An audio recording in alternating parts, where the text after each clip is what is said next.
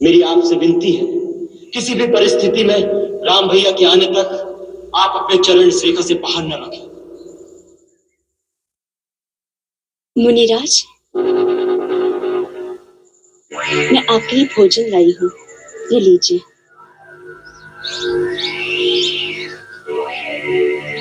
ले आओ देवी। कृपया आप ही को यहाँ आना होगा।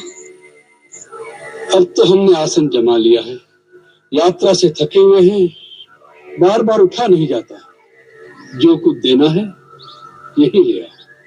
भगवान, मैं इस सीमा से बाहर नहीं आ सकती, आप ही को कष्ट करना होगा।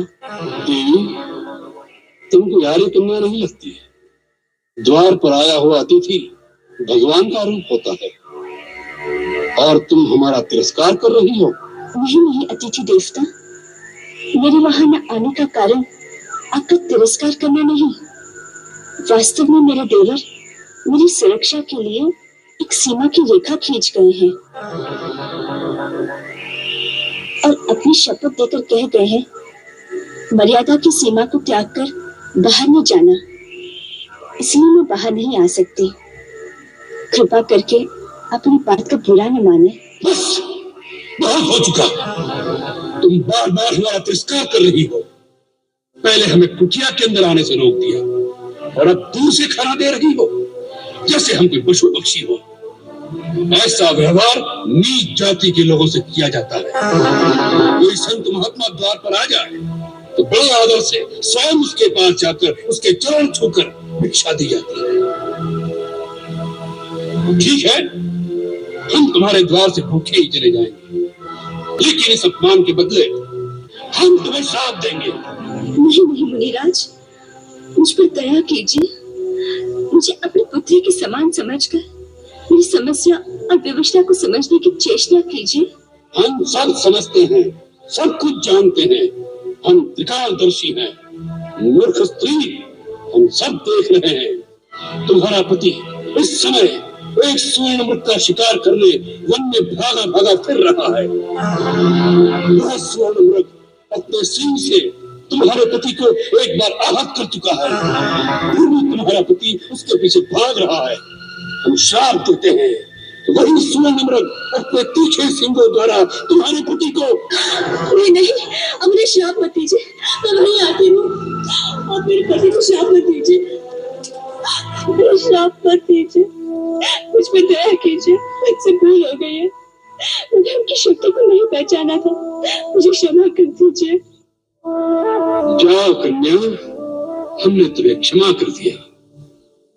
हम तुम जैसी सुंदर नारी के अश्रु नहीं देख सकते।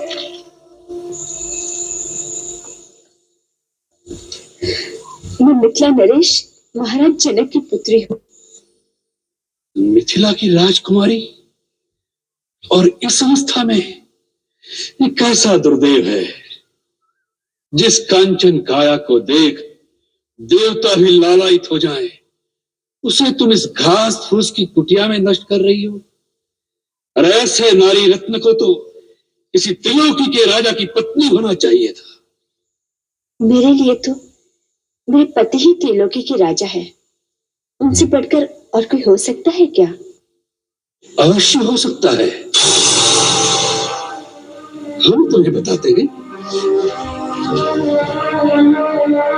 सीते, जिसके नाम से देवता, नाग, किन्नर, असुर, राक्षस अर्थात संसार के संपूर्ण प्राणी थर्रा उठते हैं। सूर्य, चंद्र आदि नवग्रह जिसकी इच्छा से चलायमान होते हैं। जो संसार के समस्त चराचर प्राणियों का स्वामी, जिसे देख वृक्षों के पत्ते भी भय से स्तब्ध हो जाते हैं। अरे वायु भी जिसके सामने सांस नहीं ले सकती। तुम तो उस लंकाधिपति रावण की पत्नी होने योग्य हो। ऐसे पाप पूर्ण वचन कहते हुए तुम्हें लज्जा नहीं आती? कोई महात्मा के वेश में तुम एक दुरात्मा हो। कौन हो तुम? तुम्हारा दास, वही लंकेश्वर रावण।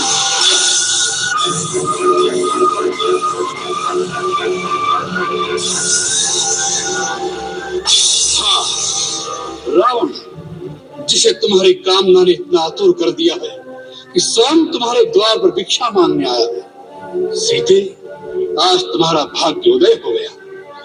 कल से हमारे राजमहल में 5000 स्त्रियां पटराने की भांति तुम्हारी सेवा करेंगी। धूर्त, तुमने ये कैसे सोच लिया कि तुम अपने वैभव का बखान करोगे और सीता तुम्हारे साथ चल देगी?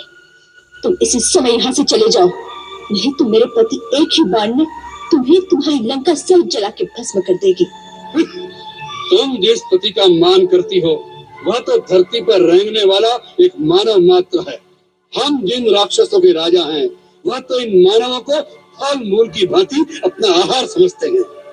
तुम हम लोगों की शक्ति को नहीं जानती। जानती हूँ। खर और दूषण भी तुम्हारे ही भाई थे ना, जिन्हें रघुवर ने आन की आन में समाप्त कर दिया था। तुम्हारा ये साहस, एक गीदड़ होकर सिंघने की कामना कर रहे हो। तुम्हारा अंत समय आ गया है।